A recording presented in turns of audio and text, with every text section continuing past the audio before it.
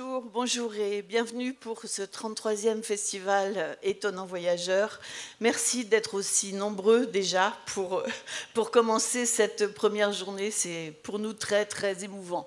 Alors je veux juste dire que nous dédions ce café littéraire à l'équipe qui a créé ce festival en 1990, Michel Lebris, Christian Roland, moi, Jean-Claude Izzo, et Jean-Louis Simoneau, et Brigitte Morin.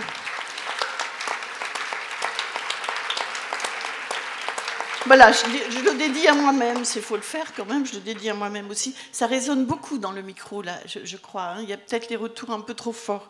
C'est important parfois, on en parlait tout à l'heure avec Pascal, on se disait que c'était bien de citer ceux qui ne sont plus là, hein, puisqu'ils sont presque tous partis, il ne reste plus que Brigitte et moi de l'équipe première. Mais je voudrais aussi dédier ce café littéraire à la jeune équipe là, qui a fait cette programmation formidable, qui vous est proposée cette année, avec ce pôle bien sûr ici, Salon du Livre, Palais du Grand Large, toutes les salles, les expositions en extérieur, à la chapelle Saint-Sauveur, on est allé la voir hier, magnifique, enfin tous les lieux qui sont ouverts, et puis un deuxième pôle, on peut dire maintenant, où il y a beaucoup de rencontres, beaucoup de choses qui vous sont proposées aussi, c'est à la Grande Passerelle, à la médiathèque donc de Saint-Malo. Voilà. Ce qui nous lie est inscrit au générique de cette 33e édition.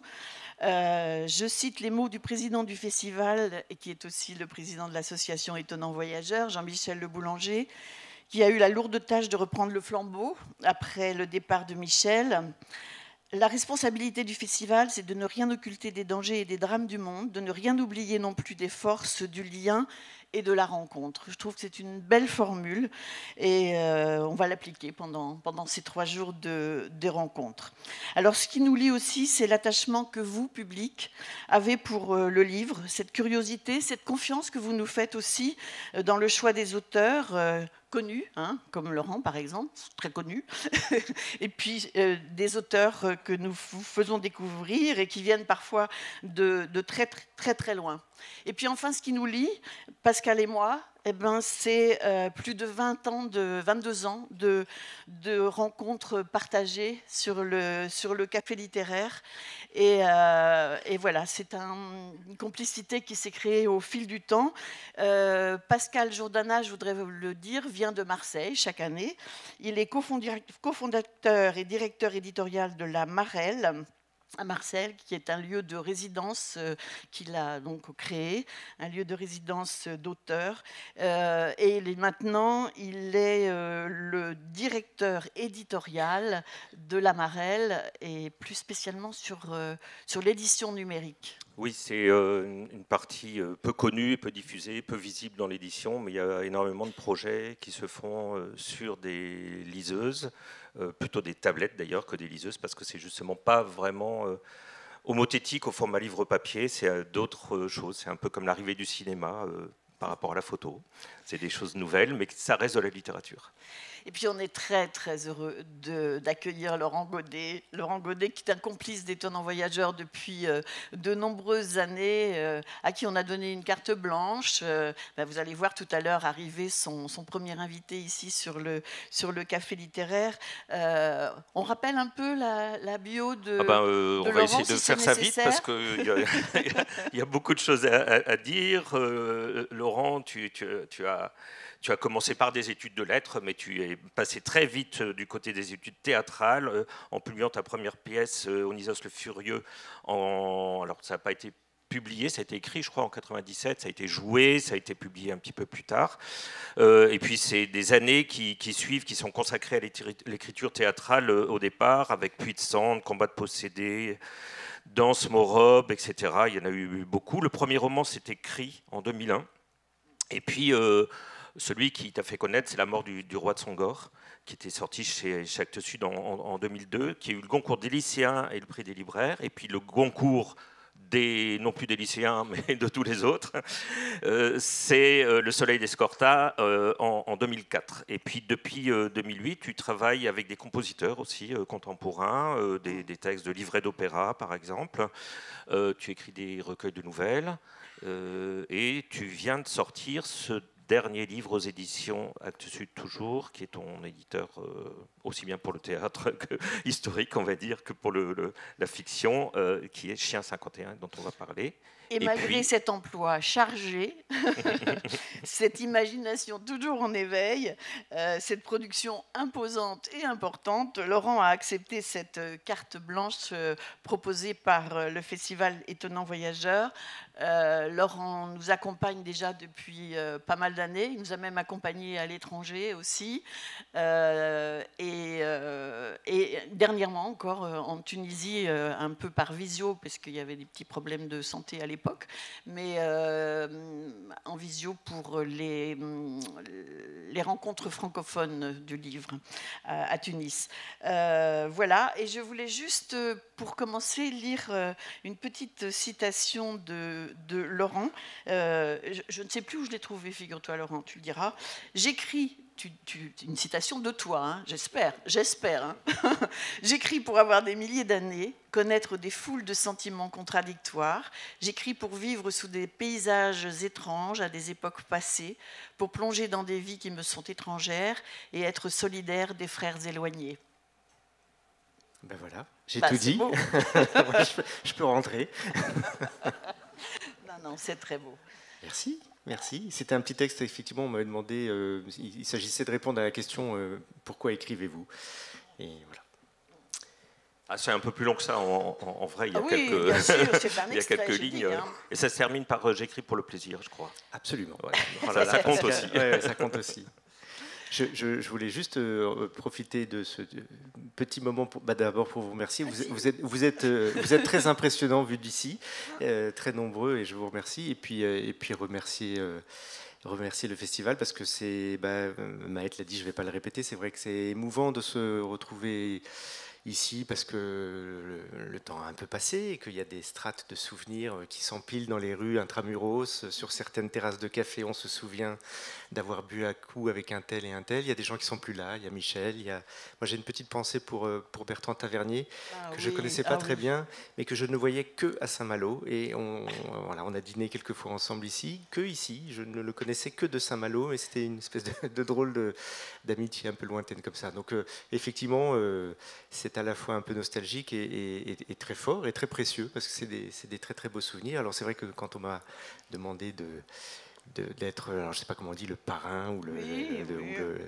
l'auteur invité de cette nouvelle édition, c'est extrêmement impressionnant, très, très flatteur. Donc on va faire ça simplement, mais merci beaucoup à vous tous. Alors, on va parler quand même un petit peu, avant d'accueillir ton invité, on va parler un petit peu de ce livre Chien 51, paru chez Actes Sud, comme toute ta production, qu'elle soit littéraire, théâtrale, etc., etc. Tu as une grande fidélité à ta maison d'édition. Alors, Actes Sud, le Chien 51, ça a pu un peu surprendre, parce que voilà, c'est un nouveau genre que tu explores en quelque sorte.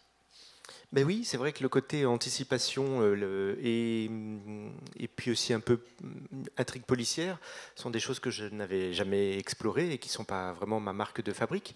Mais c'est ça qui m'intéressait en fait, c'était de faire ce petit déplacement et d'aller En fait, pas du tout... Je vous dis le projet, je ne sais pas si j'y suis parvenu, mais le projet n'était pas du tout d'essayer de faire un polar ou d'essayer de faire un livre de science-fiction. Je ne suis pas du tout assez à l'aise dans ces deux genres-là. Je ne suis pas un énorme lecteur de ces deux genres-là. L'idée était plutôt de tirer à moi, d'amener sur mon territoire d'écriture certaines choses de ces genres qui m'intéressent beaucoup. Pour aller très vite, pour l'anticipation, ça serait la question de l'imagination, avec laquelle je me sens très à l'aise. Et pour le polar, c'est vrai que la question du suspense me passionne. Et je m'étais dit, voilà, je vais essayer d'inviter ces deux notions dans mon petit territoire. Donc j'espère que Chien 51 reste un godet. Mais, ça reste un godet. Voilà, hein. C'était le but, que c'était d'en faire un godet. Mais tu parlais de Bertrand Tavernier tout à l'heure. Je disais vraiment, au démarrage du livre, on pourrait se dire que c'est un film, quoi. Ce sont une scène de chaos. Alors tu parles d'un monde qu'on n'a pas très envie de connaître. Ça commence par une scène où tout le monde veut quitter la Grèce par obligation, parce que le pays a été racheté par une société, Goltex, qui achète la Grèce malgré la résistance de la jeunesse. Donc tout le monde veut quitter le pays. Et puis il y a une scène absolument terrible, une scène d'apocalypse, des bombes qui explosent. Enfin,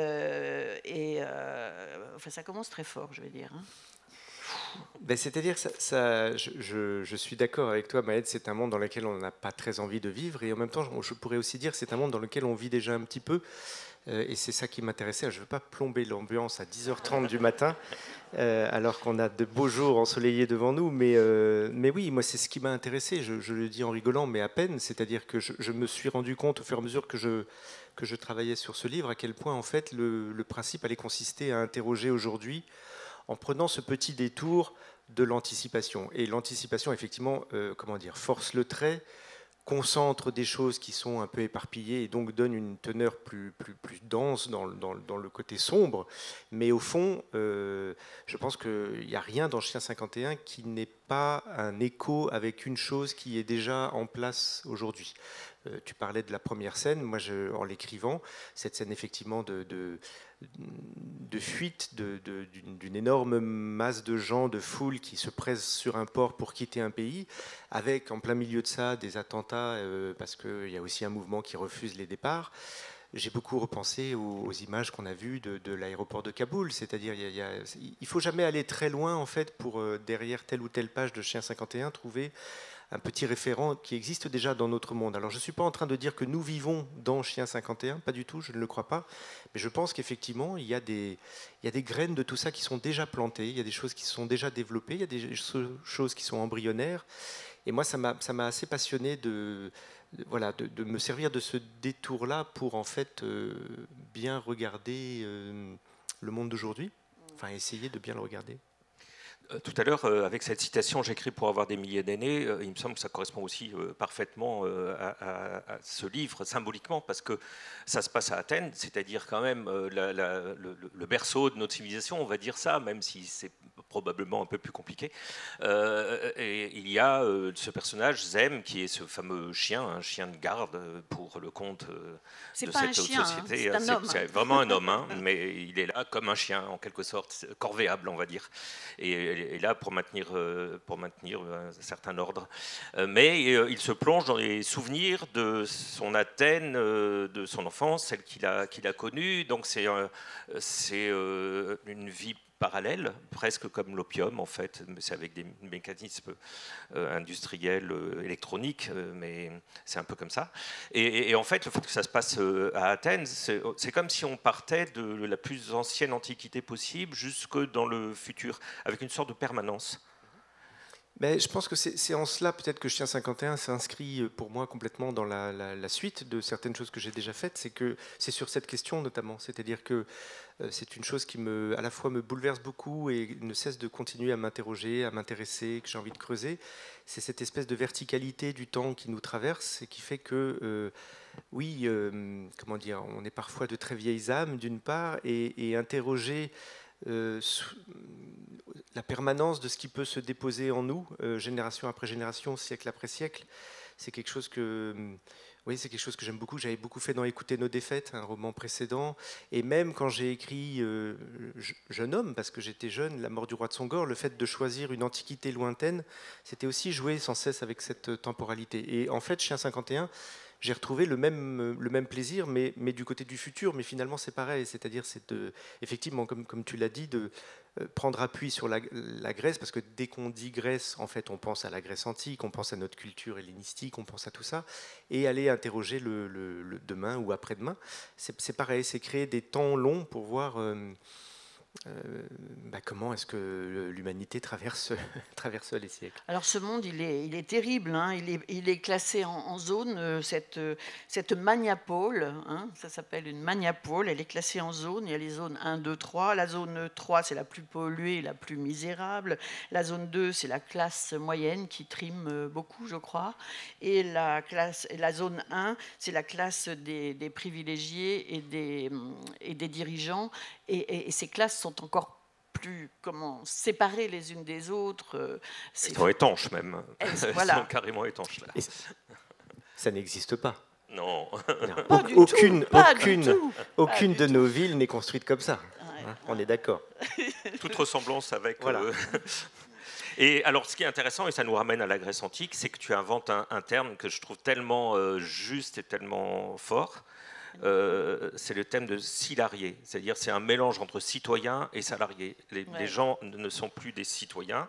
Ils ne sont pas tout à fait des salariés parce qu'ils appartiennent à un grand groupe en tant que citoyens, en quelque sorte. Donc, c'est des salariés. Et ça nous ramène évidemment à la notion de citoyen de la Grèce antique. Sauf que là, on est acheté, en quelque sorte. On appartient à quelqu'un. Mais c'est une chose que j'aime beaucoup avec, avec le développement de l'imagination dans l'écriture, c'est qu'en fait, on est assez vite pris à son propre jeu. Et ça a l'air simple sur le papier de dire, tiens, tu vas écrire une histoire qui se passe dans un futur moyen, ni proche ni lointain, mais moyen, et tu vas inventer une ville. Ok. À partir du moment où on pose un certain nombre d'idées, en fait, on doit respecter ce qu'induisent ces idées-là. Et donc moi, c'est vrai que le point de départ du livre, c'était cette question de la crise de la dette grecque, en me disant, le livre va démarrer sur ça et déploiera la possibilité qu'en fait, ça ne soit pas passé tout à fait comme dans la réalité et qu'on a été au bout de la catastrophe et que la Grèce a fini par être rachetée par une société privée. Une fois qu'on l'a posé comme ça a l'air simple, l'idée de départ, mais du coup, ça pose la question de que deviennent les Grecs, les anciens Grecs. Quand on dit qu'une société a racheté la Grèce, ça veut dire quoi? Est-ce qu'elle a racheté le sol, le terrain, ou est-ce qu'elle a racheté l'ensemble? Et donc, si elle a racheté tout, et je trouvais ça encore plus fou et plus amusant, que deviennent ces gens? Est-ce qu'ils sont plus grecs, puisque la Grèce n'existe plus? Donc, la question de la nationalité, de l'appartenance citoyenne commence à changer. Donc, ça m'a poussé à me dire, bon, alors, ils sont quoi, en fait? Et d'où cette idée d'en faire des salariés. Et par ailleurs, et c'est là où je reviens sur cette idée d'aller-retour permanente avec le réel ou avec aujourd'hui, c'est que je pense que c'est quand même des choses qui font écho avec des problématiques qui sont tout à fait déjà en travail aujourd'hui, si je puis dire.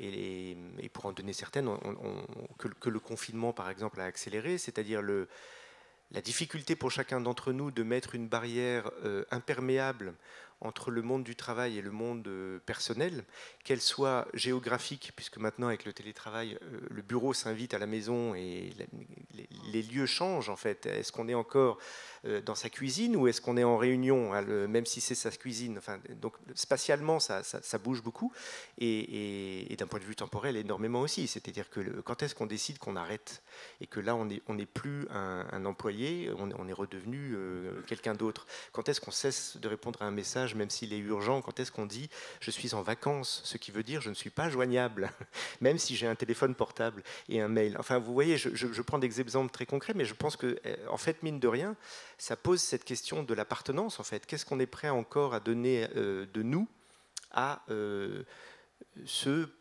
pour qui nous travaillons quand on travaille pour des gens?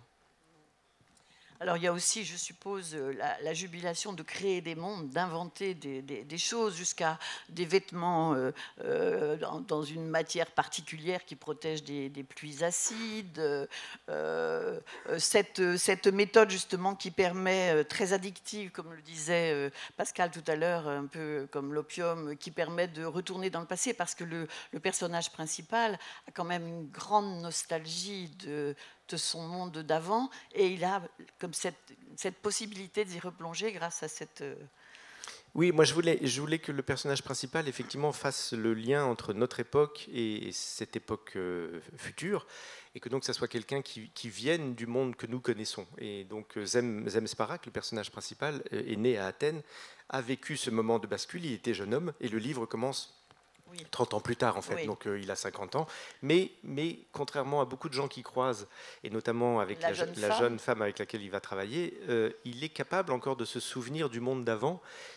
Ça fait de lui un dinosaure complet, et il a de moins en moins de gens avec qui partager ces souvenirs-là, sa nostalgie, son goût profond pour les feuilles de vigne, parce qu'il adore ça, mais il n'en trouve plus. Ça ne se fait plus, personne ne sait les faire d'ailleurs, même quand il en trouve, elles sont dégueulasses. Enfin, donc voilà, moi j'aimais bien ce personnage, ça doit être l'âge, mais j'aime bien ce personnage d'abord un peu fatigué, parce que bon, on ne va pas rentrer dans le détail, mais il a aussi ses fautes, il a ses blessures, mais aussi un personnage un peu bougon, c'est-à-dire qu'il n'est plus le jeune homme révolté qui brûlait les voitures à Athènes pour protester contre le rachat, mais il a gardé en lui une sorte de capacité sourde de non-adhésion au monde.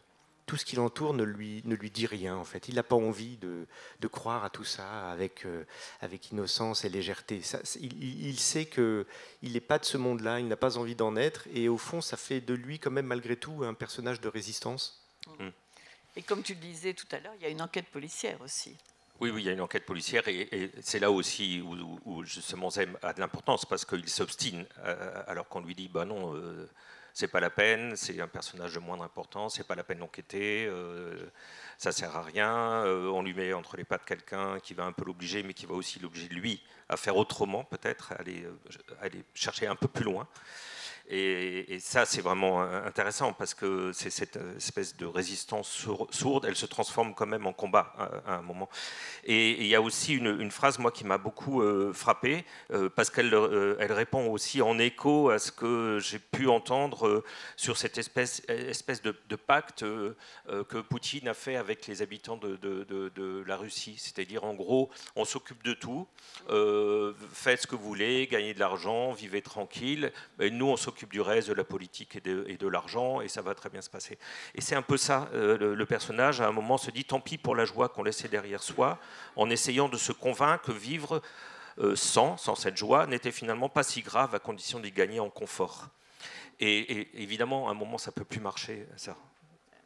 Et là aussi, je trouve que ça répond complètement à des soucis de nos jours. Moi, je pense qu'il y a une vigilance à avoir sur cette question-là, c'est-à-dire pour nos pays européens, occidentaux.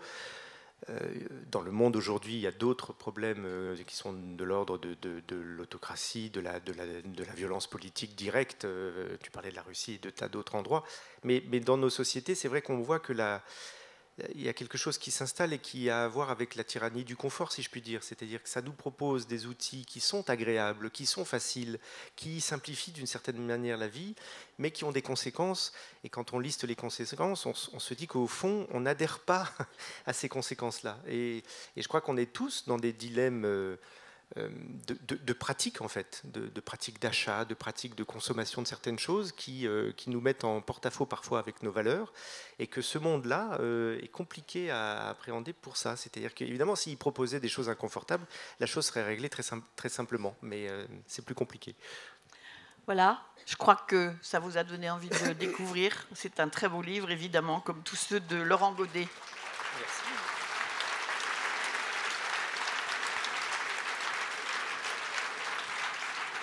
Alors, dans le cadre de cette carte blanche, nous t'avons invité à inviter aussi un autre auteur à venir nous rejoindre sur le plateau, et tu as choisi d'inviter Lionel Trouillot. Absolument. Voilà. Il faut que tu mettes ta casquette de parrain. Voilà, donc faites un tonnerre d'applaudissements à Lionel Trouillot.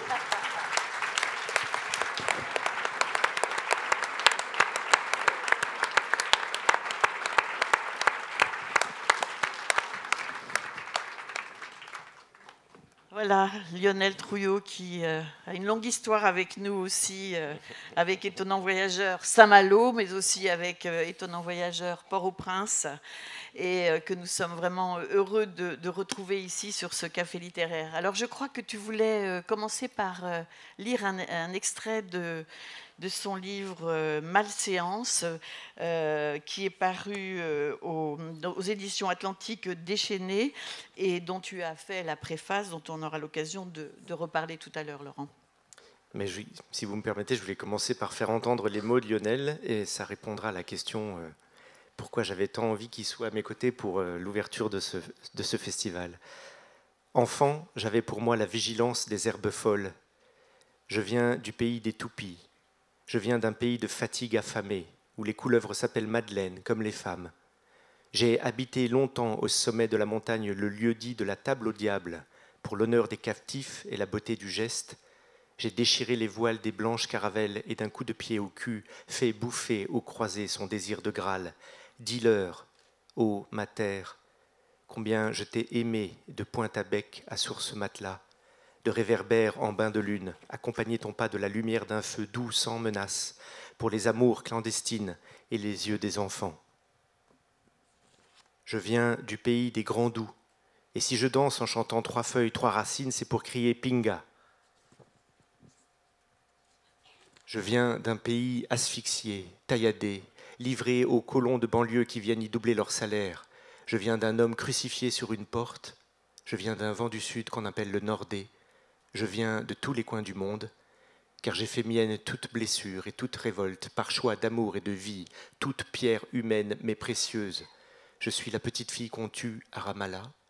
Je suis le dernier vers d'un poème de Ginsberg, le manchot du poème de Brière qui cherche partout son bras coupé pour le tendre à qui manque un bras, homme de haute et de basse terre.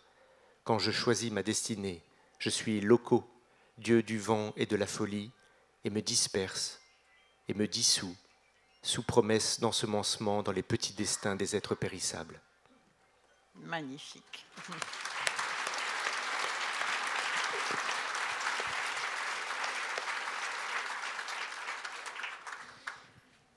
Je suis très heureux que Lionel soit là, je suis très heureux qu'il ait accepté. Je vais essayer de le dire devant lui, ce qui n'est pas simple, mais il le sait. J'ai une profonde admiration pour son écriture depuis longtemps. Ça avait mal commencé, mais je vais vous raconter après.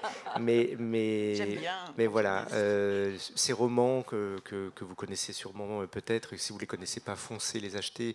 Je pense à Bicentenaire, je pense à Thérèse Mille Morceaux, et au dernier aussi, Yang Valou, tout ça. C'est une œuvre qu'il me plaît de suivre, d'accompagner, parce que j'y apprends des choses, parce que ça me touche. Et puis il y a sa poésie aussi, comme ce recueil-là qui vient de sortir, Balséance, ou Le doux parfum des temps à venir, qui est un texte que j'adore. Et puis voilà. Alors Lionel, on se connaît depuis longtemps, parce qu'on est chez le même éditeur depuis quelque temps. Et j'ai la grande chance de l'avoir vu chez lui aussi, à Port-au-Prince. D'avoir pu mesurer à quel point c'est un monsieur là-bas, par ce qu'il fait, par ce qu'il est dans sa ville.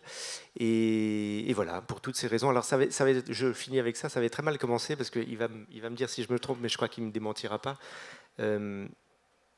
Au début, je suis un peu plus jeune que toi, Lionel, il a vu arriver ce petit mec, voilà, et il a dit, c'est qui ce petit con, en fait, hein. C'est lui qui a les cheveux blancs. Il ne me l'a pas dit comme ça, mais je sais qu'il l'a pensé. Et puis il y a eu un truc qui a aggravé un peu mon cas, c'est que moi je suis un animal très lent, et notamment pour la lecture. Mais vraiment, c'est pas une fausse. Je lis lentement. Enfin, c'est pas que je lis lentement, mais j'ai tellement de trucs à faire qu'en fait, il y a des choses avec lesquelles j'ai rendez-vous en lecture qui mettent beaucoup de temps.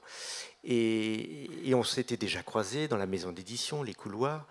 Donc je savais qui était Lionel Trouillot, je lui avais déjà parlé, on avait discuté, mais je ne l'avais pas encore lu en fait. Et je ne lui ai pas dit bonjour, je ne vous ai pas lu. Mais lui avait lu La mort du roi de Songor en plus, donc ça aggravait mon cas. Et au bout d'un certain temps, j'ai lu, je crois que le premier ça devait être Bicentenaire, et là j'ai trouvé ça tellement beau qu'à un moment donné, je me suis dit, je vais profiter d'un passage de Lionel à Paris pour qu'on aille boire un café. Donc je demande à l'éditeur, il me dit oui, il sera là à telle période, ok, on prend un café. Je me retrouve face à Lionel et, comme un petit con, je lui dis toute mon admiration. Et je vois dans le regard de Lionel vraiment le genre, mais il ne m'a lu que maintenant, vraiment. Ce type-là, ça fait 2 ans qu'on se croise dans les couloirs, qu'on se parle. Et moi, j'étais là, je déballais mon enthousiasme et je voyais Lionel me regarder avec de plus en plus. Donc voilà, ça n'a pas très bien commencé, mais je crois que depuis, on s'est un peu rattrapé. Et non, mais vraiment, c'est une écriture qui m'enrichit en fait. Et vous savez, entre écrivains, il y a aussi cette chose parfois qui existe, que certains livres donnent envie d'écrire en fait, ou certains textes donnent envie d'écrire. Et c'est vrai que dans le muscle de la langue de Lionel, il y a une sorte d'énergie qui est très contagieuse pour moi et qui me donne assez volontiers de me dire ah oui, il faut écrire, allons-y. Et puis il y avait une dernière raison, c'est que Lionel connaît Étonnant Voyageur depuis plus longtemps que moi. Je trouvais que c'était aussi très joli par rapport à l'histoire de ce festival qu'il soit là. Je crois que Saint-Malo et Étonnant Voyageur a été depuis très longtemps un endroit où on a pu rencontrer, croiser au-delà de Lionel la littérature haïtienne, ce qui est important, et pourvu que ça dure, parce qu'elle est encore là. Et donc voilà, toutes ces raisons-là font que... Merci à toi. Merci à toi, Laurent. Je ne vous dis pas merci d'être là parce que vous n'êtes pas là pour moi, vous êtes là pour lui. Qu'est-ce que t'en sais d'abord? Merci à toi, Laurent. Ce que tu dis sur cette envie d'écrire, je pense que c'est, d'ailleurs tu le sais, c'est réciproque. Moi, ce qui me fascine dans l'écriture de Laurent Godet, qui fait une amitié littéraire, en plus de l'amitié tout court, je dis souvent que pour écrire, il faut passer derrière les yeux de l'autre pour regarder, entrer dans les oreilles de l'autre pour écouter. Et, excusez-moi, je trouve que c'est l'un des écrivains occidentaux à mieux savoir faire cela.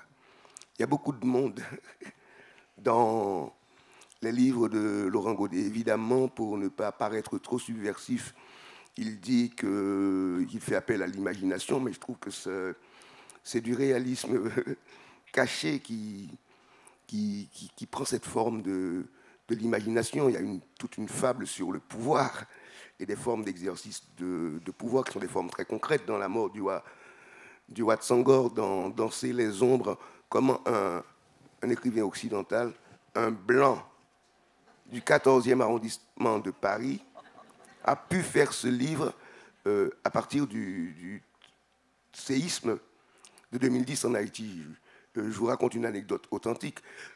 J'ai lu un extrait de Danser les ombres au Vendredi littéraire, hein, donc le plus ancien café littéraire d'Haïti que j'ai créé il y a longtemps. Et tous les écrivains haïtiens qui étaient dans la salle se regardaient, demandant aux autres quand est-ce que tu as écrit cela. Et je pense que l'écrivain, enfin celui que j'aime, celui qui m'intéresse, c'est celui qui peut se mettre à la place des autres. Et je ne sais pas comment il fait. Je vous avoue que, enfin, dans le peu de livres que j'ai lus des romans occidentaux écrits aujourd'hui, il y a peu d'écrivains à savoir faire cela. Donc, au nom des autres qui ne sont pas ici, merci. Merci, j'ai bien fait de venir, hein, dis donc. Bon, après cet exercice d'admiration réciproque, mais bien mérité, que j'approuve totalement, on va pouvoir peut-être dire un petit mot de ton actualité, Lionel. Tu as deux livres qui sont sortis, donc Malséance, préfacé par Laurent, et puis bien présenté. On en parlait. On peut en dire un mot parce qu'on en parlait avec Lionel. C'est un magnifique cadeau que cette préface. Dans laquelle tu parles, Laurent, tu dis d'abord il y a ce titre, Malséance, comme un avis sur une porte. Ici, la colère aura sa place, la révolte, l'impertinence, le parler sans phare et la subversion aussi, pourquoi pas. Après, tu dis, Malséance, c'est aussi un cri de victoire, car les poèmes existent malgré tout. Tu dis que Malséance, alors je cite des phrases prises comme ça, parce que bien sûr tu développes après, Malséance est un recueil sur l'âge. Une âme cherche à dire ce qu'elle fut, ce qu'elle a perdu, ce qu'elle a construit et ce qu'elle est bien décidée à rester jusqu'au bout. Dire ce qu'on est sans fausse pudeur.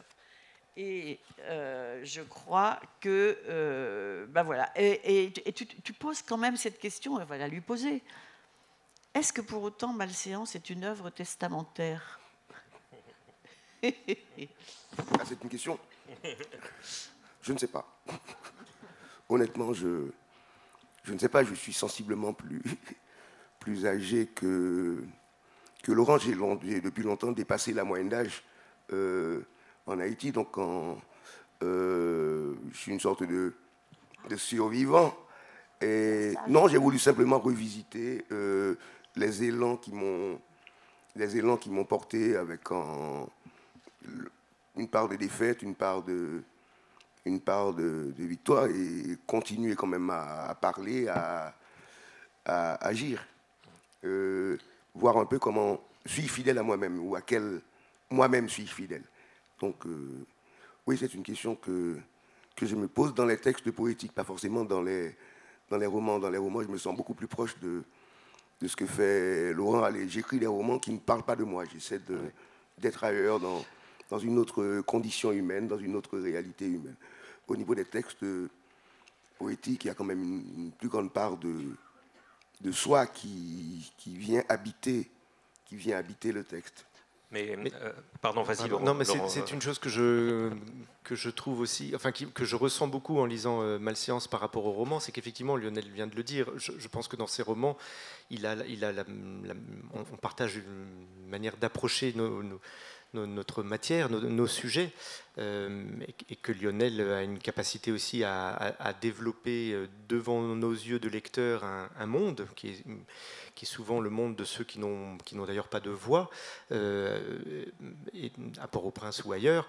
Et donc, du coup, lui, il se dissout dans cette chose-là. Il est à la fois, comme tout romancier, partout et nulle part de manière explicite. Et c'est vrai que dans sa poésie, c'est pas le cas. Tout d'un coup, il y a une voix qu'on peut mieux identifier comme étant lui, y compris dans l'autre recueil dont je parlais, là, Le doux parfum des temps à venir, où même si c'est une mère qui parle à sa fille, moi j'ai l'impression qu'on est dans quelque chose où Lionel parle très fort.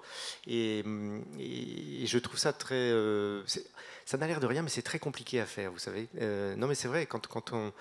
Le geste qui consiste à essayer de réfléchir à ce qu'on va déposer sur une page qui éventuellement cristalliserait ce qu'on est, ce en quoi on croit, ce sur quoi on ne veut pas céder. Dit comme ça a l'air facile, mais c'est compliqué. Et Lionel le fait admirablement bien dans Malséance. Et je pense effectivement que la poésie peut-être te le permet de manière plus forte. C'est pour ça que j'en écris beaucoup, mais j'en publie très peu.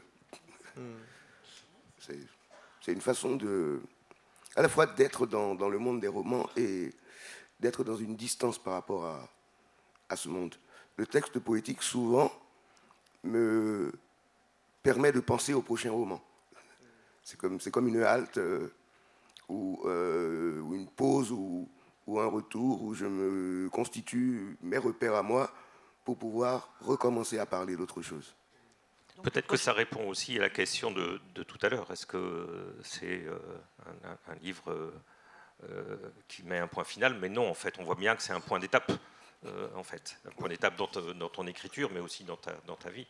Moi, j'ai utilisé le mot testamentaire uniquement, je ne veux pas du tout enterrer Lionel, mais uniquement parce qu'il y a un côté bilan, justement. Qui suis-je, qui ai-je été, qui suis-je aujourd'hui? Et donc, ces questions-là, quand on se les pose et quand on les donne à écouter ou à voir aux autres, ça résonne toujours sur un mode. Mais effectivement, ce qui est très beau, c'est que notamment, je trouve, les 2 derniers poèmes montrent qu'il y a ça repart, en fait. Ce n'est pas du tout un point final à un chemin. Et puis aussi, tu parles de cette présence du moi, du jeu, mais il y a aussi un nous, il y a aussi du collectif dans cet ouvrage. Il y a aussi les autres auteurs que tu lis, que tu as connus, que tu apprécies, qu'ils soient haïtiens ou d'ailleurs. Là, je citerai juste Russell Banks parce que j'ai une affection particulière et que c'est encore un auteur de chez Actes Sud que j'ai aussi connu personnellement. Et voilà, ils sont là aussi, ils sont là avec toi, ils t'accompagnent dans ce parcours qui est un peu...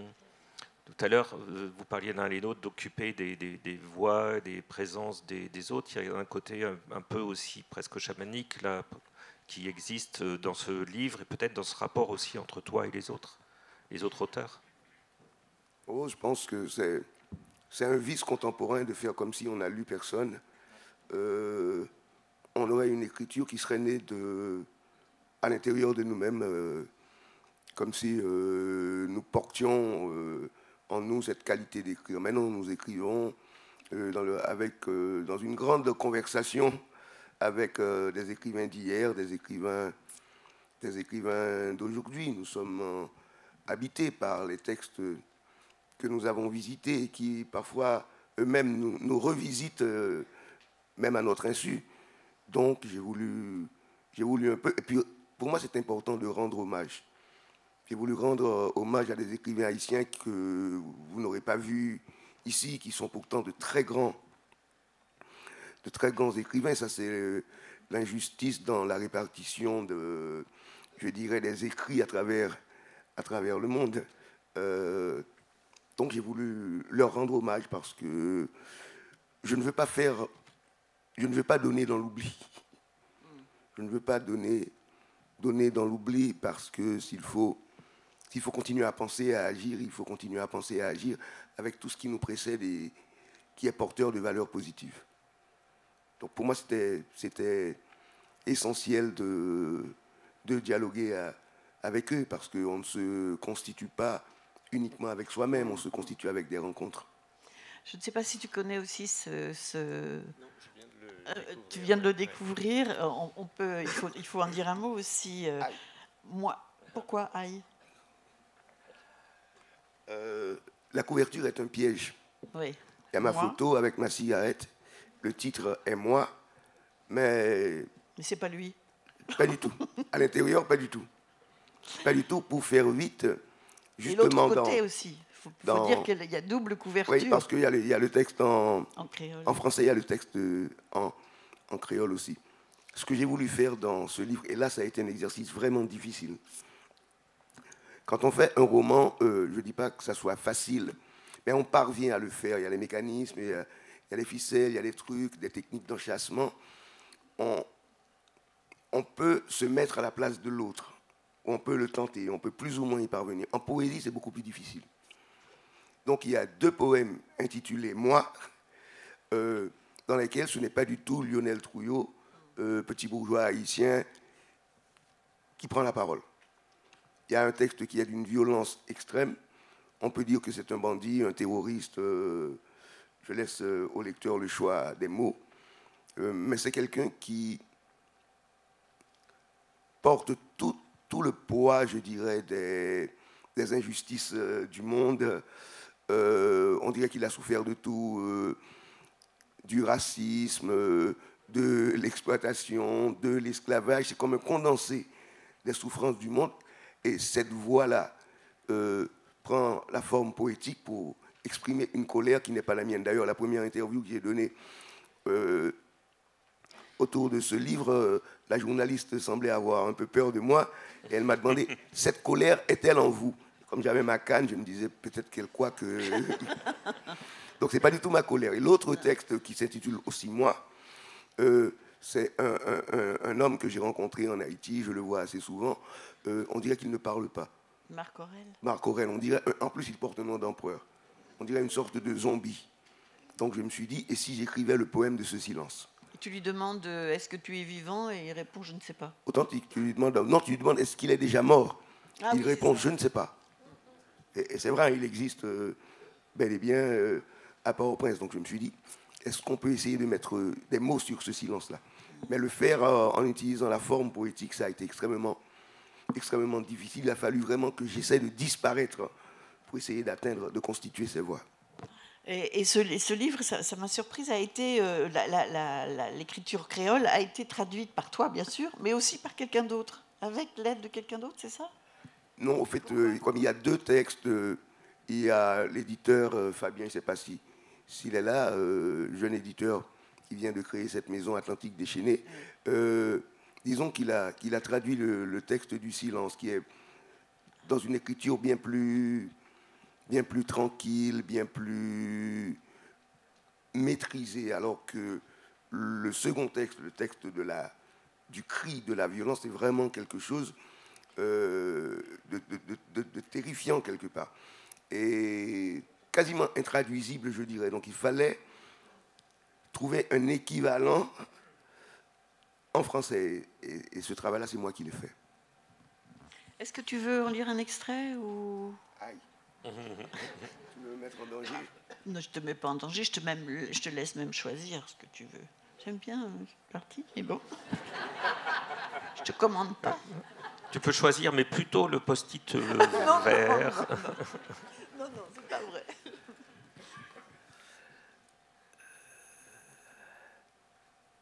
Alors, fini le film. Depuis le commencement, j'y ai tenu tant de mauvais rôles, esclaves, ouvriers, brigands, coq sans bec, gogo, réfugiés, déportés, gobe-mouche, coltineurs, subalternes, accumulé tant de synonymes, drivailleurs, sans aveu, bêtes errantes, fils de chien. J'ai traversé le temps en domino, en mascaron. Sous tant de masques, je ne savais même plus ce qu'était mon visage. Combien de siècles ai-je passé à chanter Kyrie, je suis une herbe aplatie sur le sol. Ils ne savent pas ce que j'ai dans le cœur. Kyrie, fini les Kyrie, les prends pitié, les s'il te plaît. Alors, juste, je n'appellerai plus à la grâce et la miséricorde des esprits de l'au-delà ni des forces terrestres. Ma décision est prise. J'entrerai désormais dans mon lieu de vérité, en héros, en roi nègre. Et s'il le faut, je peux être bleu, jaune, blanc, vert, rouge. Désormais, toutes les couleurs m'appartiennent et je ne rendrai compte qu'à ma témérité des audaces de ma palette. Merci Lionel. Non, rends-moi mon livre. Merci Lionel. Moi, j'aime bien comment se présente cette jeune maison d'édition Atlantique Déchaînée. Déjà, Atlantique Déchaînée, Oui, voilà. On peut se demander si effectivement il n'y a pas déjà de la place à la colère, justement. Elle dit qu'elle est révoltée et survoltée. Maison d'édition révoltée et survoltée. Je trouve que ça accueille bien les textes de Lionel, quand même. Alors, on va rappeler les titres des livres. Est-ce qu'on te donne le mot de conclusion? C'est normal, puisque c'est toi le... Très bon festival à tous. Et juste pour dire, pour faire un peu plus sérieux, je pense qu'il y a une chose puisqu'il est question des liens qui nous unissent. Il y a une chose qui me semble importante, et en action à Saint-Malo pendant le festival, c'est un mot dont on ne prend pas forcément... toujours trop soin, mais qui est fondamental, en tout cas pour nous, écrivains, et pour vous, lecteurs, et pour nous, lecteurs, parce que nous sommes aussi des lecteurs, c'est le mot de curiosité. Je pense que c'est de ça dont il est question, en fait. Donc belle curiosité à vous. Et juste, j'annonce que ce soir, donc, au Théâtre Chateaubriand, Intramuros, à 21h, il y aura une lecture en musique faite par Laurent Godet. Ça s'intitule « Un battement de cils et je meurs ».